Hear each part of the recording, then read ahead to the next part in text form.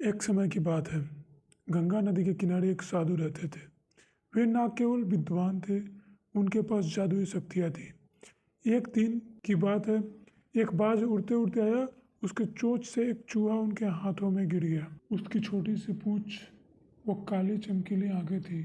उन्हें वो बहुत अच्छी लगी, पर घर ले जाने से पहले उन्हें जादुई मंत्रों का प्रयोग से उसे एक लड़की में बदल दिया। वे उस लड़की को घर लेकर अपनी पत्नी से बोला, तुम हमेशा संतान की चाह थी ना, तो लो ये, आज से यही हमारी पुत्री है। इसे पूरी देखभाल व स्नेह से पालो। साधु ने इसकी पत्नी भी इसकी पुत्री को देख प्रसन्न हो उठी। वह उसे राजकुमारी की तरह पालने लगी। नन्ही लड़की वो बड़ी हो गई और एक सुंदर युवती बन गई। जब वह 18 वर्ष की हुई तो साधु व उसकी पत्नी ने उसके लिए वर ढूंढा। शादी करने के लिए तलाश करने लगे। साधु ने कहा, मेरी बिटिया का विवाह ऐसे व्यक्ति से होना चाहिए जो बड़ा हो और सूर्य को भी बस में कर सके।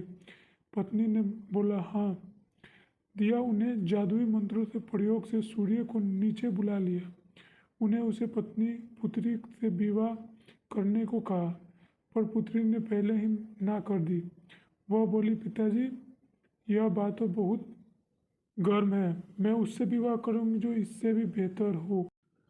साधु निराश हो गया। उन्होंने सूर्य से कहा वो कोई वर सुझाए। सूर्य ने कहा, बादलों के देवता से बड़ा कौन होगा, उन्हें तो मेरी किरणों से भी रोकने की शक्ति है। साधु ने बादलों को नीचे बुलाया और अपनी पुत्री से विवाह करने कहा, पर इस पर फिर पुत्री ने मना कर दिया। वो बोली, ये तो कितना बदसूरत है, मैं इससे विवाह नहीं कर सकती थी। साधु ने फिर से बादलों को बोला, कोई दूसरा और अच्छा वर सुझा दो। वे बोले, पवन देव, वो तो मुझे भी फूंक से फाड़ देते हैं। अपनी पुत्री से विवाह करने को कहा। पुत्री ने फिर इनकार कर दिया और बोली, मैं इनसे विवाह नहीं कर सकूंगी, ये तो कहीं टिकते ही नहीं है, हमेशा यहाँ वहाँ भागते रहते हैं। साधु ने पवन देव से पूछा, या मेरी पुत्री के लिए ऐसा वर हो सकता है जो आपसे भी बेहतर हो? पवन देव ने कहा, पर्वत देव, वे मेरी भी रास्ता रोक देते हैं। साधु ने पर्वत देव से कहा कि वह उसकी पुत्री से विवाह कर ले। पुत्री ने फिर से मना कर दिया। वह बोली, ये तो बहुत लंबा है और सख्त है, कठोर भी, इनसे विवाह नहीं कर सकती, इससे भी कई बेहतर चाहिए। पर्वत देव ने चूहे का नाम सुझाया और बोला, मना मैं काफ़ी सख्त और मजबूत और ऊंचा हूँ, पर चूहे मुझसे भी आसानी से बिल बना सकते हैं। साधु ने चूहे को बुलाया। उसे देखते ही उसकी पुत्री खुद से उछल पड़ी। हाँ पिताजी, ये तो वह मैं जिससे शादी करना चाहती थी। साधु ने सोचा, इससे ही किस्मत कहते हैं।